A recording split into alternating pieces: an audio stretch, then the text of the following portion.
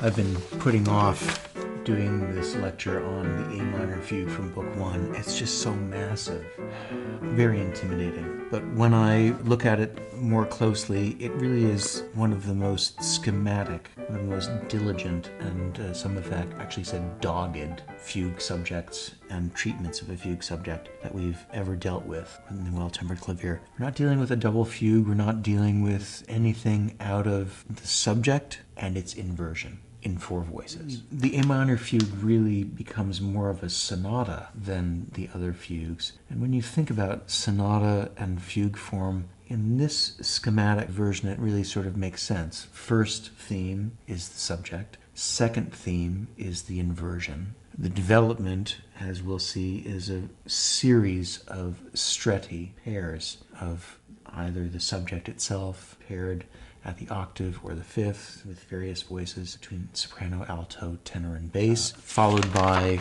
further development, stretto pairs at the inversion. It all unfolds with great regularity and with very little in terms of interludes or episodes. It's really cut to the bone. It's very Brahmsian in its own way. And then insinuating into the fugal and stretto quartet of colloquy, there are little elements of scale passages, scalar figures, which echo the skeletal version of the subject, both in rising and in falling, in recto and in verso. Those scale passages will become very, very, very important as things move on. Strettos at the inversion, strettos of the main subject, and then we have a fair amount of interruption and frustration. It's like we've explored every possibility of the subject and its mirror image. I don't want to give anything away, but pay attention to those scales. Such a magnificent fugue, the A minor. We will talk a little bit about the articulation that I think is necessary, the definition, differentiation between similar rhythmic passages. We really have to make a difference in each of those iterations and take into account how we deal with those differentiations. What I'm designing is basically a progression of shorter to longer, and how we might address that with the inversion of the theme as exactly the opposite, starting out with a very lyric feeling and becoming more lighter and brusquer. The way that the character of the theme of the A minor can be thought of, those falling thirds,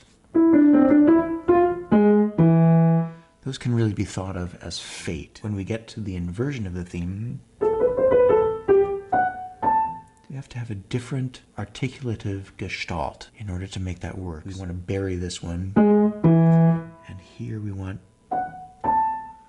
more heralding. Ralph Kirkpatrick has some interesting things to say about articulation and movement. It's important not only where one goes from and where one goes to, but when and especially how. To a considerable degree, intervals are allied with the how of rhythmic treatment. Conjunct motion is patently weaker and less active than disjunct. The tendency of conjunct intervals to fuse into a larger unit of continuous and unrenewed momentum often brings them close to the equivalent of a long note and allies them with the relative passivity of legato. This means that sources of strength and emphasis are to be sought in disjunct intervals, which regenerate activity and which, in their alliance with the détaché that is natural to them, serve to set off momentum. For purposes of achieving rhythmic characterization, legato is of little use. With legato, one cannot leap, one can only slide. One cannot even walk to a legato, one can only glide. Legato is not to be relied on if one wants to generate energy. Of course, there are elements inside a legato that can be of help, such as dynamics and inflection of harmonic intensities. But in the course of a rhythmic syllable or a rhythmic phrase, legato has a tendency to weaken momentum. If diminishing aggressiveness is to be expressed, or slackening of energy, then the détaché can be lengthened and carried toward the flabbiness of a legato.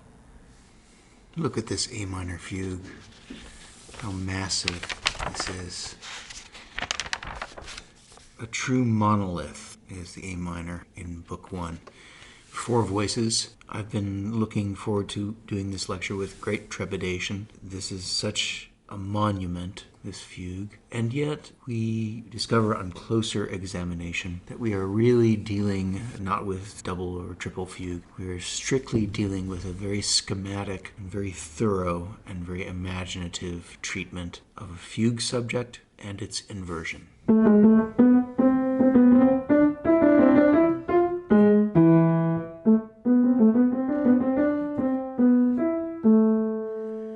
If we were to make the bare bones version of this fugue subject, it would be something like...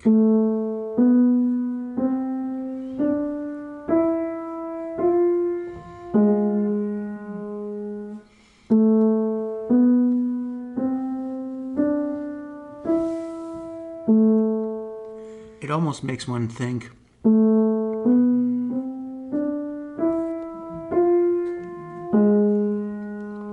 if we hadn't taken that bite of the apple, that sixth, and that leap, the seventh, in desperation,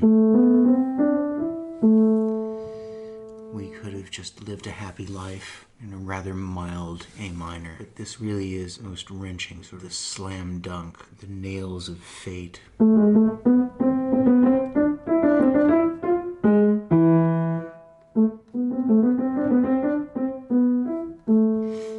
So when I look at this, I immediately see similar figurations.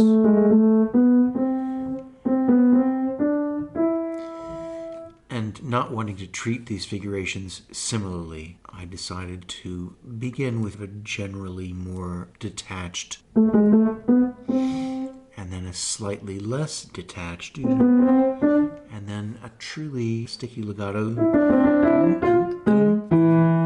We've been Sisyphus, pushing it off that minor sixth cliff. And then up the hill again. It's especially important as we will be getting into a stretto environment in which we'll be following very, very closely one voice after another. And so it's good to have an idea of how we're going to deal with this situation of quite likely one voice starting and then the next voice starting just a half bar later. So it's a good idea to come up with the difference between these two. The opening figure is always going to be slightly more detached. This is going to be slightly less detached. And then really... and then...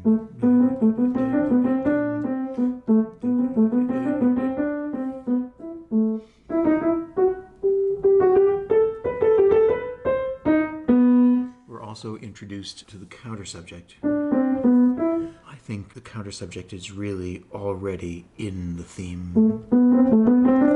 And also we'll be hearing a fair amount from these rising scales, not just schematically, but intrinsically and in the execution of this journey through the fugue.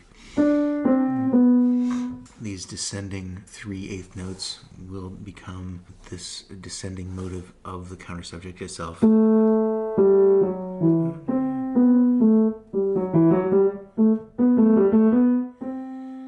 now, from the theme itself.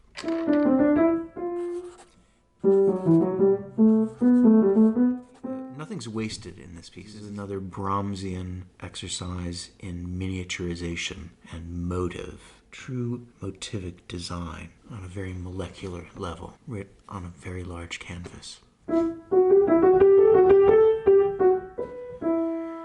Now here's this little interlude. We've only just begun. We've just had the alto voice and the soprano voice. And I also like to add that we have these early entrances are in this very earthy register of the keyboard. There's a real grittiness. When I call this the alto voice, it's really in tenor territory. And this is the soprano. It's really like a low mezzo. We have this, it's not even an episode or an interlude, it's just a tiny little invention on these. Becomes a more thoroughgoing scale passage. And in inversion. This is going to be very telling. The rising and the falling scale patterns is the first inkling we're going to get that we're going to be dealing with the inversion. We're already dealing with inverted and invented material from the counter subject. And now we have the entrance in the bass.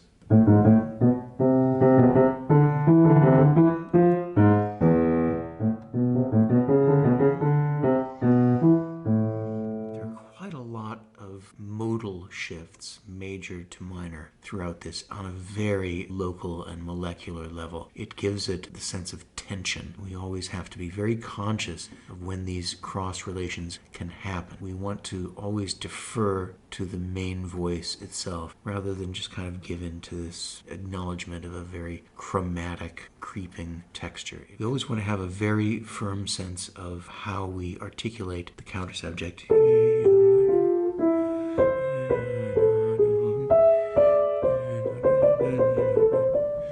Keep very songful and doleful warning, these falling figures. But when we have eighth notes, we don't want to deal with these in a Brahmsian fashion. We have to really decide, and so this is how I've notated it. I'm deciding that the top voice here is going to be important, and then the bottom voice is going to be important. So what does that mean? That means that the top voice is going to be legato. The bottom voice, the alto in this case, is going to be slightly shorter. More legato in the alto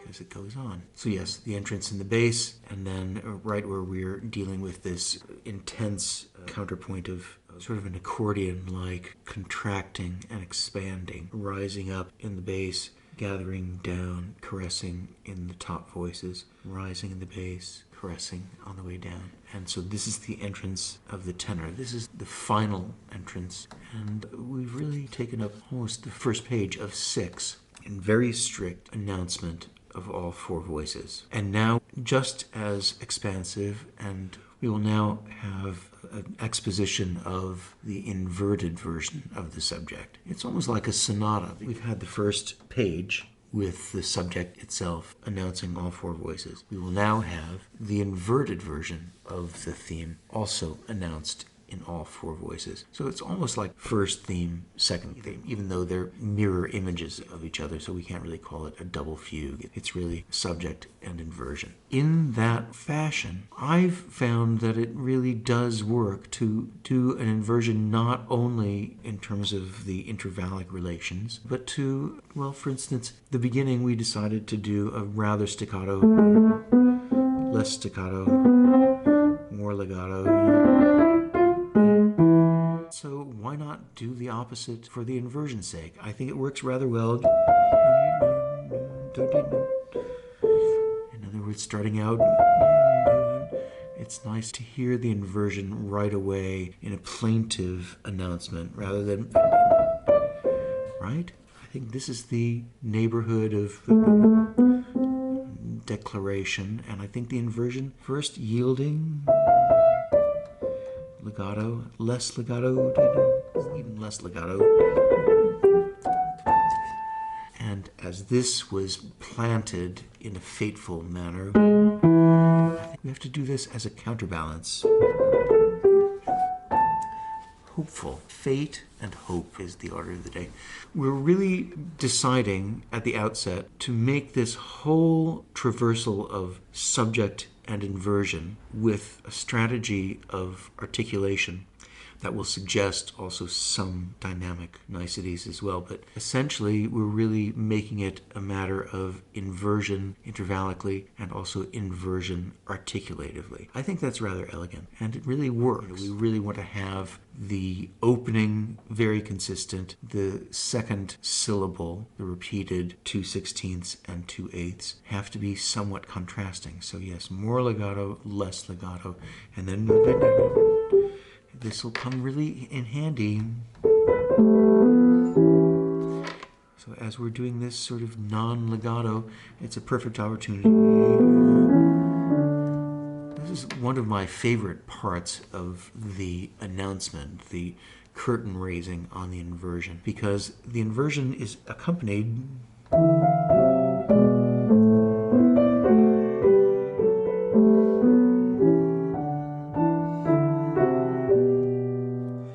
It's accompanied by a very kaleidoscopic version of the inversion of this tiny motive of the counter subject. And here we have it in version and in recto.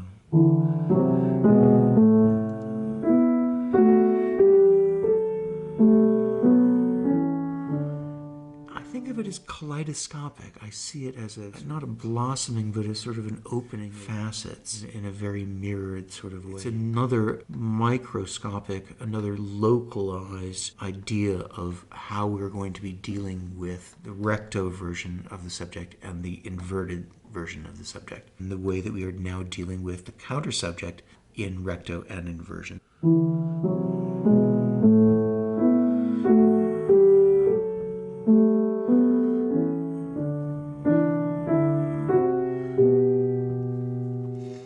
We should never forget that the bare bones of this subject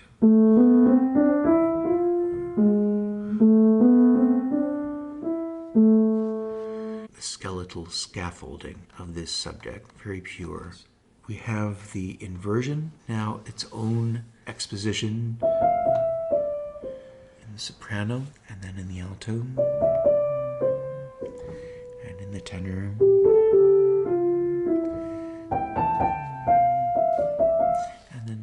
In slight variation, we're doing a stretto, a presage of a stretto, because these are, at this point we have the alto entrance in inversion, and that is echoed in the tenor immediately at the fifth, and then again an octave above. So at the octave and at the fifth, this is a wonderful spoiler for what's going to happen, because when we get into the development, these are interrupted versions. These are previews of coming attractions. We have really a presage of the stretto treatment we're going to be hearing complete at the octave and at the fifth, both in the subject and the inversion. So this is sort of coming attractions, sort of the spoiler alert. The bass version of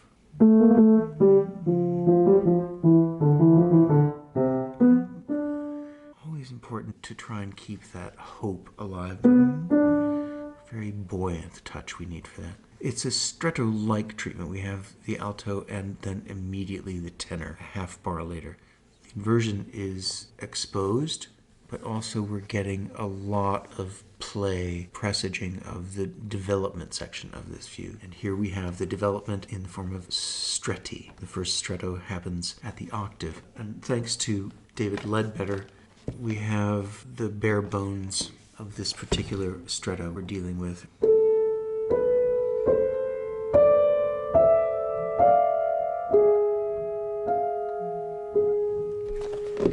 Beginning here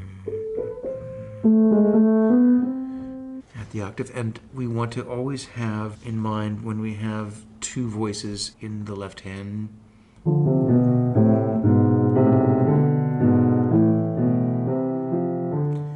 whenever you see me writing a slur, what it really means, this slur, is that I'm deciding to do a slightly more connected touch with the indicated voice, and I switch that up so that it's the bottom voice here, tenor voice here, bottom voice here, voice here, and now so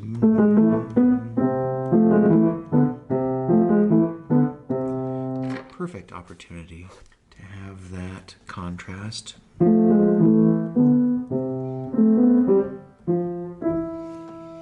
Yeah, this should not be connected. This is more connected, this is less connected. Every opportunity where we have a chance to take these two voices in one hand and make a very specific plan is a very good idea. Here's our famous scale passage.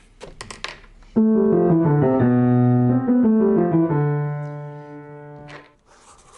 will only say, pay attention. Watch this space, as Rachel Maddow would say. The development section begins with paired stretti. We begin the stretto at the octave of the subject itself. Very important to keep the plan in mind in terms of articulation. It's really the only way we can really make sense of this. Trying to make a specific touch for each voice, generally, not slavishly. Here's the stretto of the subject now in the alto.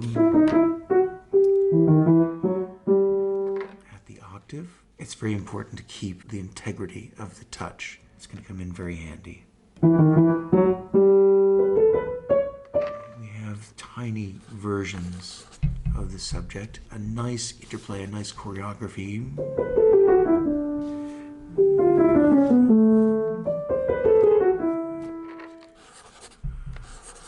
The descending scale.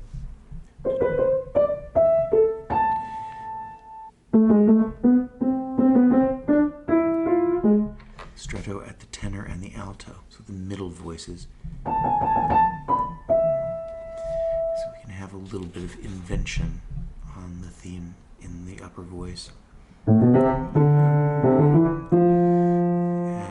also an exciting and inciting motive derived from the subject itself. That descending scale. These wonderful atom-smashing motives and figures and intersections and collisions, truly. Finally, we have, in this measure, in measure 40, we have the first actual episode.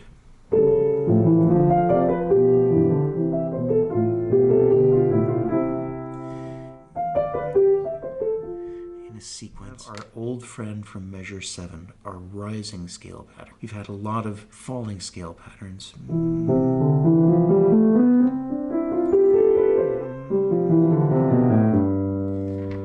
Again, watch this space. And now the stretto between the soprano and the bass in C major at the octave. It's also very open and predictable and familiar, so predictable in a comforting way. The key relations and the key environment of our keys for this fugue, exploring each facet, each face of the subject and the inversion. We've had strettos of the subject for this part of the development, and now here is our development of the stretto in the inversion. David Ledbetter gives us the schematic on this.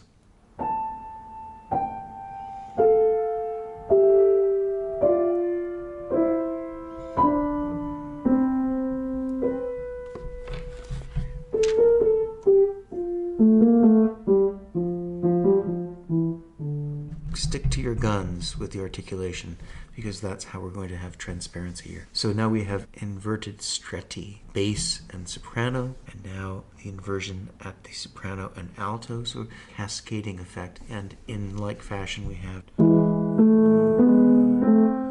I think, the bottom voice now. The more we differentiate the touch and the tone of each of these voices, the less chance we're really going to get a glaring cross relation. It really shouldn't be about that. That should be functional. That should be structural. It shouldn't be glaring red flashing light.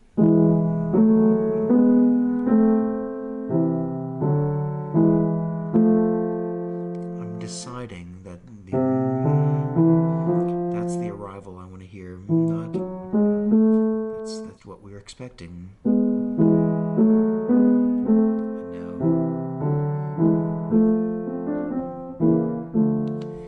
And now this doesn't really even count as an episode, but this pedal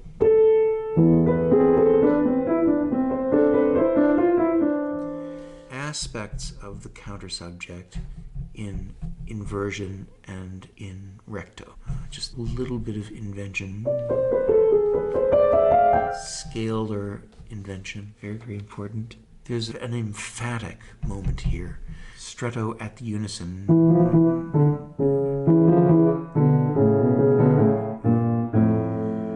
It's not complete, but it's sort of an underlining, sort of a doggedness, especially because of its interruptive nature. This is, again, a presage. We've had presage of stretto treatments. We're going to get a little bit of a taste of what it's like to be interrupted with these motives. It may not end up as we think it's going to. So that interruptive aspect. Here we have our descending scale is the main part of the inventive aspect of this piece. And now we have another emblematic member of our stretto sequence.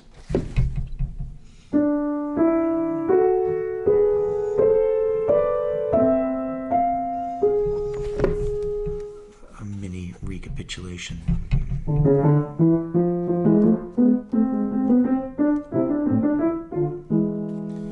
Immediately followed by a stretto of the inversion, so things are coming a little bit faster and more furious at the fifth.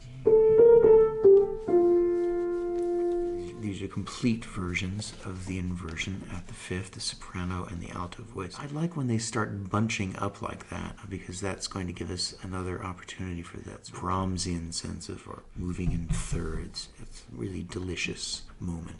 And yes, here again, speaking of fast and furious, the final version of our skeletal stretto.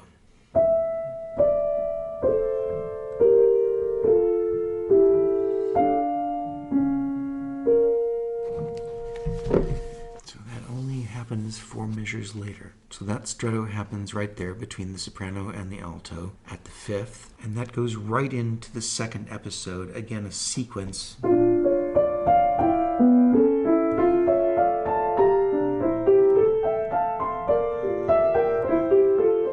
Not counting bars, but these episodes come at very structural hinges in this moment.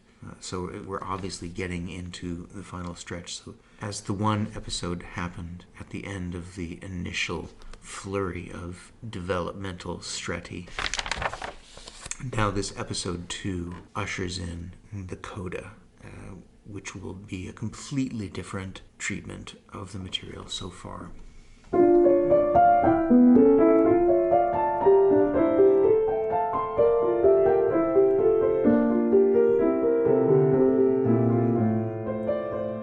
We have the inversion at the octave. This recalls a similar, on the mirrored arc, the stretto of the inversion, again at the octave. Here it comes back again.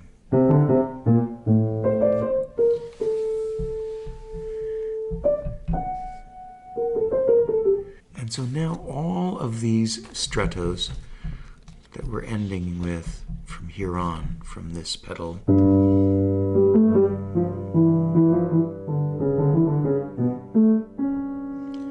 they're all incomplete. Not one of them will find resolution in the way that we expect. So yes, first of all, in the tenor, and then the alto, and the soprano. It becomes a complete different fantasy. Again, also utilizing. So now the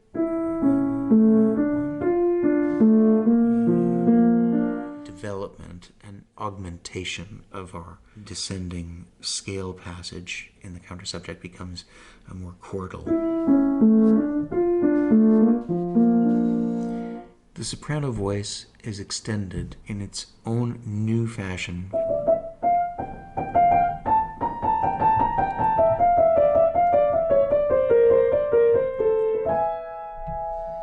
We come to this crux, this moment of decision. It resolves in an irresolute fashion.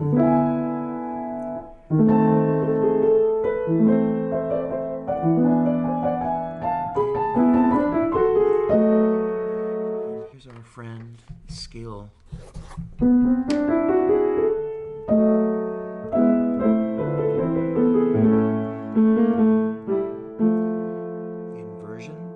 For the end here, we are dealing with a stretto quartet and a pedal tone. I catch a lot of this in the sostenuto, but towards the very end, I'm having a little bit more of a hard time, and so I actually leave it out here, and I reiterate it here. What we have here is one inverted entrance, 2 inverted entrances, subject itself. Again, the last version, the alto, mirrors the opening version.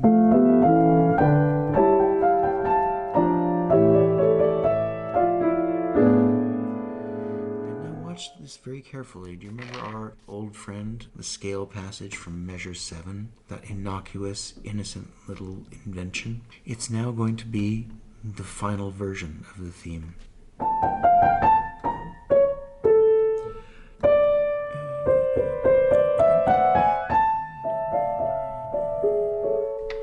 It only happens at the very end, and yet it's been presaged by all of these falling and rising scales at a very economical sort of pace. We've only had those tiny little incremental appearances of the scale passages, the long scale passages, and it finally becomes the culmination, the apotheosis of the subject is derived from this tiny little scale development. The apotheosis of the subject is fulfilled by this innocent, hopeful, rising scale passage.